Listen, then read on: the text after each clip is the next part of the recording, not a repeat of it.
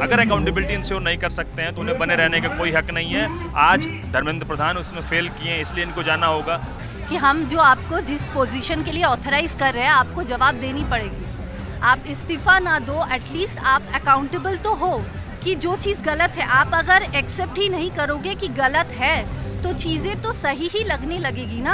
का सवाल एक तात्कालिक मुद्दा बना, 22 बच्चों ने आत्महत्या करनी पड़ी। उन सारे सवालों को लेकर के पूरे देश में एक आक्रोश पैदा हुआ। पीएम बनने के लिए तो हमारे जो कॉन्स्टिट्यूशन में तो ऐसा लिखा नहीं कि पीएम बनने के लिए पीएचडी करना आवश्यक है, लेकिन आपके लोकतंत्र में जिसके साथ जनता होगी वो पीएम बन सकता है। और चाय वाला अगर प्राइम मिनिस्टर बनता है तो बहुत सारे लोग ये मानते हैं, पूरी दुनिया ये मानती है कि ये इंडियन डेमोक्रेसी की खूबसूरती है। बट एक बेसिक लेवल ऑफ क्वालिफिकेशन होना चाहिए, उनको पता होना चाहिए कि क्या हो रहा है। मतलब मुझे नहीं लगता, मुझे लगता है एजुकेशन इज़ इम्पॉर्टेंट और कोई क्वालिफिकेशन होनी चाहिए हमारे। तो हमारे कॉन्स्टिट्यूशन को मेकर्स को ने तो नहीं समझा है। तो अगर कॉन्स्टिट्यूशन में नहीं है तो कोई ऐसा तो एक्स्ट्रा कॉन्स्टिट्यूशनल काम तो हो नहीं रहा है, न चीफ मिनिस्टर बनने के लिए, ना एमपी बनने के लिए, ना एमएलए बनने के लिए। तो आई गेस ये टाइम ये है, यही टाइम है ये चीज़ चेंज करने के लिए। हाँ, ये बात आप कह सकती है कि आपको लगता है कि एजुकेशन को भी एक पैमाना बनाना चाहिए एमपी एमएलए चुनाव के लिए, जब हर चीज़ के लिए पढ़ाई ज़रूरी है। इवन राम मंदिर के सीईओ के लिए भी ग्रेजुएट होना ज़रूरी है, तो एमपी एमएलए और सीएम पीएम के लिए होना भी ज़रूरी है। आप कहाँ से आई हैं? हाँ, कोलकाता से आई हूँ।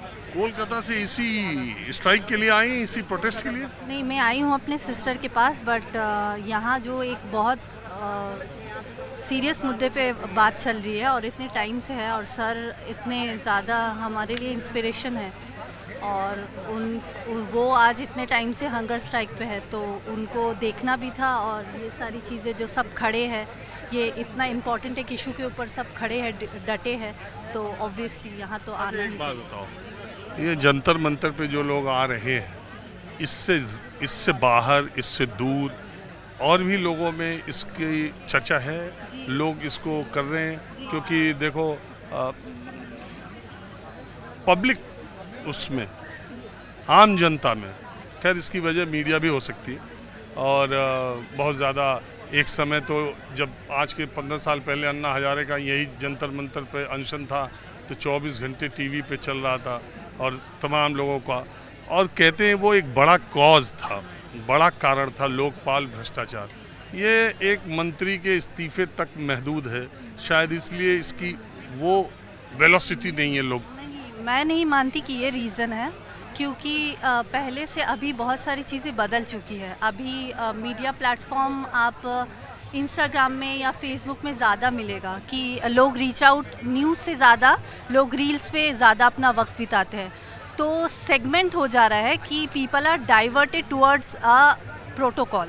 तो जिन लोग एक तरफ से सोचते हैं उन लोगों का नज़रिया वैसा ही है, और उनके पास उसी टाइप का रील्स और उसी टाइप का न्यूज़ आता है जो वो देखना चाहते हैं। वो एल्गोरिदम ऐसा है, आप भजन सुनोगे तो भजन ही आएगी, आप गज़ल सुनोगे तो गज़ल मुशायरा ही आएगा, और अगर आप कांग्रेस जनता पार्टी देख रही हो ज़्यादा तो आपको इसी के फीड आएंगे। अगर आप मोदी जी को देख रही हो तो फिर बीजेपी और मोदी जी के ही आएंगे, राहुल गांधी। वो एल्गोरिदम है। वहाँ पे सब चीज़ बहुत सुहाना है, वहाँ पर हर चीज़ बहुत अच्छा चल रहा है, देश बहुत अच्छी जगह पे पहुँच चुका है। तो देश अगर अच्छी जगह पे पहुँच चुका है तो हम लोग सब यहाँ पे क्यों खड़े हैं?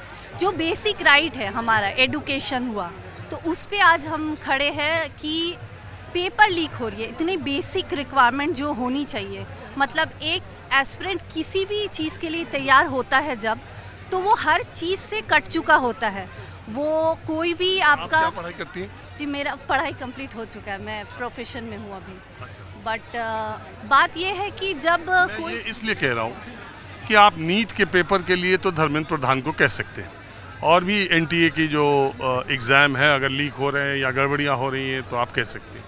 लेकिन स्टेट, आपको मालूम है एजुकेशन समवर्ती सूची जिसको कहते हैं, उसमें आता है। तो उसमें स्टेट के भी, मतलब यूपी स्टेट में भी, झारखंड में भी, बिहार में भी, राजस्थान में भी, मध्य प्रदेश में भी, बंगाल, गुजरात, सारे स्टेट्स में भी पेपर आउट हुए, और बीजेपी रूल्ड में भी हुए हैं, अपोजिशन में भी हुए हैं। तो एक साथ सारे राज्यों के शिक्षा मंत्रियों के इस्तीफे नहीं मांगने चाहिए, सिर्फ धर्मेंद्र प्रधान तक रहने चाहिए? तो बात यह है कि हम लोग अकाउंटेबल किसके पास होंगे? अगर मैं आपको कोई चीज़ के लिए ऑथराइज कर रही हूँ तो कुछ गलत हो रहा है सिस्टम में, तो वहाँ तो ऐसे दिन में नहीं बदल जाएगा ना कोई चीज़, बट उनको अकाउंटेबल होना पड़ेगा हमारे पास कि हम जो आपको जिस पोजीशन के लिए ऑथराइज कर रहे हैं आपको जवाब देनी पड़ेगी।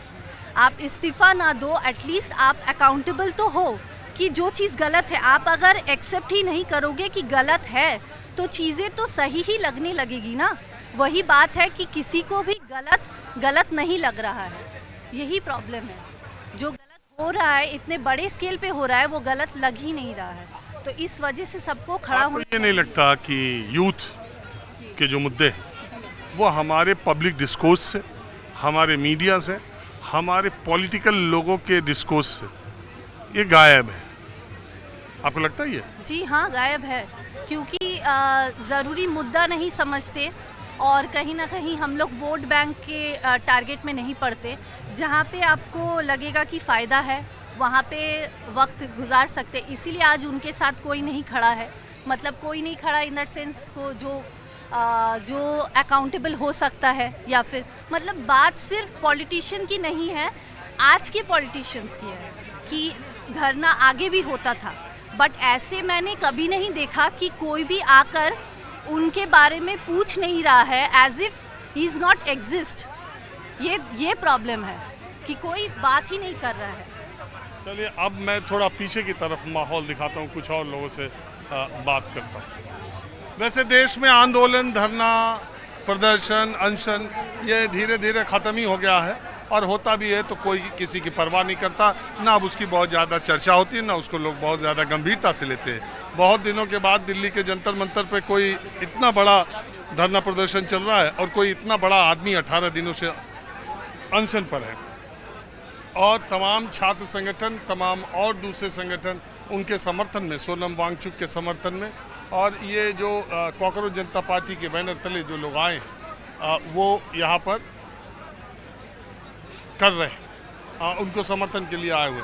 अब आप यहाँ पर देखिए, ये है जनमत संग्रह, रेफरेंडम। यहाँ भी इन्होंने एक पर्ची छपा रखी है, जैसे मैं इसमें से निकाल के दिखाता हूँ आपको। ये इसमें लिखा क्या है, एक ही चीज़, क्या धर्मेंद्र प्रधान को शिक्षा मंत्री बने रहना चाहिए? नहीं।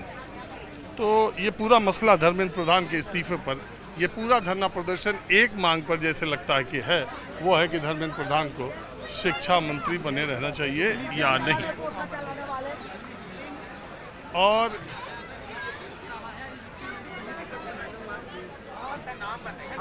देखिए इधर, हेलो सर, कैसे है sir I am big fan of yours. अरे थैंक यू। ये सर पीएच नहीं है, तो सर जहीर साहब ये बताएं कि आज देखिए, क्या वजह रही? सर एक फोटो दे सर। एक मिनट, एक मिनट। यहाँ पे भी अंदर मैडम अनशन कर रही, ये अलग है, ये ज़्यादा लंबे टाइम से आंसर कर रहे हैं शुरू से ही। यहाँ लोग, दूसरे लोग, वो सोनम वांगचुक तो धरना प्रदर्शन अनशन कर ही रहे हैं। यहाँ भी कुछ छात्र हैं 18 दिन से ये लोग भी लगातार सोनम जी है तब से उन्हीं के साथ अनशन कर रहे हैं। मनीष आपका नाम है? आप भी 18 दिन से अनशन पर हैं। आप कहाँ से आए? मैं उत्तर प्रदेश के आजमगढ़ जिले का रहने वाला हूँ। इलाहाबाद विश्वविद्यालय से मेरी पीएचडी चल रही है और आइसा उत्तर प्रदेश का अध्यक्ष हूँ। ऐसा जी। तो छात्र संगठनों और खासकर वामपंथी छात्र संगठनों का मैं देख रहा हूँ कि यहाँ पर काफ़ी हिस्सेदारी। बिल्कुल, हम लोग शुरू से शिक्षा में सुधार को लेकर के, और सीजेपी का उभार एक स्पॉन्टेनियस उभार रहा, उसके पहले से हम लोग इन सारे सवालों पर लड़ रहे थे, और इलाहाबाद और समेत उत्तर प्रदेश में हमारी लड़ाई लगातार जारी थी। और व्यक्तिगत मैं खुद भी उस लड़ाई का हिस्सा था। इलाहाबाद विश्वविद्यालय की भी जो हालात हैं, आप कई बार आए भी हैं वहाँ पर। मैं वहीं से पढ़ा, मैं भी हूँ। जी जी बिल्कुल, आपने वहाँ पे तमाम हमारे मसाइलों को रिपोर्ट किया है। तो उन सारी लड़ाइयों में हम लोग शामिल रहे हैं। नीट का सवाल एक तात्कालिक मुद्दा बना, 22 बच्चों ने आत्महत्या करनी पड़ी। उन सारे सवालों को लेकर के पूरे देश में एक आक्रोश पैदा हुआ, और उस आक्रोश के बाद हम लोग फिर इस आइसा के संस्थापक अध्यक्ष लाल बहादुर सिंह भी आजमगढ़ से ही थे और इलाहाबाद विश्वविद्यालय के ही हैं, और उन दिनों हम लोग इलाहाबाद में ही पढ़ते थे। मैं आपसे ये जानना चाहता हूँ कि इस पूरे धरना प्रदर्शन का, इस पूरे अनशन का, ऐसे लगता है कि केंद्र बिंदु सिर्फ एक है। आप बड़े किसी बदलाव के बजाय धर्मेंद्र प्रधान के इस्तीफे तक ही ये महदूद, जहाँ देखिए धर्मेंद्र प्रधान इस्तीफा दो। मैं ये मानता हूँ किसी व्यक्ति एक विशेष के पद छोड़ देने से जो एक कैंसर हमारी शिक्षा व्यवस्था में या परीक्षा व्यवस्था में हो चुका है, जो मैं भी महसूस करता हूँ छात्रों के बीच, किसी एक व्यक्ति पर मुद्दा केंद्रित कर देने से ये ऐसा नहीं लगता कि ये मूल मुद्दे से अधिक कहीं राजनीतिक या किसी व्यक्ति विशेष को टारगेट करना है? जहाँ तक व्यक्ति की बात है, हम लोग जो पद है शिक्षा मंत्री का, जो पोजीशन है, उसकी अकाउंटेबिलिटी की मांग कर रहे हैं। और आप खास करके हम लोगों का जो पोस्टर्स देखेंगे, अगर आप सामने हमारा बैनर दिखाएं तो सिर्फ धर्मेंद्र प्रधान का रेजिग्नेशन नहीं है, स्क्रैप एनटीए वो बॉडी है जिसके पास कोई परमानेंट एम्प्लॉई नहीं है, जो एडहॉक पर वो है पूरा एनटीए एडहॉकिज्म पर चल ही रहा, और उसके पास एक प्राइवेट एंटिटी के रूप में वो काम कर रही है। सैकड़ों उसके खिलाफ लंबित मुकदमे हैं हमारी कोर्ट्स में। तो रेजिग्नेशन एक बात है, रेजिग्नेशन इसलिए कि हमारे इस तरह के पोजीशन पे जो लोग बैठे हुए हैं वो अकाउंटेबिलिटी इंश्योर करें। अगर अकाउंटेबिलिटी इंश्योर नहीं कर सकते हैं तो उन्हें बने रहने का कोई हक नहीं है। आज धर्मेंद्र प्रधान उसमें फेल किए हैं, इसलिए इनको जाना होगा। कल को कोई और आए, उसके खिलाफ भी इसी तरह का मूवमेंट होगा। अगर वो नहीं जाता है तो हम चाहते हैं एक डेमोक्रेटिक प्रोसेस हो, जिसमें जो कभी एक दौर था लाल बहादुर शास्त्री ट्रेन दुर्घटना होती है, हालांकि उसमें भी प्राकृतिक आपदा एक बड़ा कारण थी।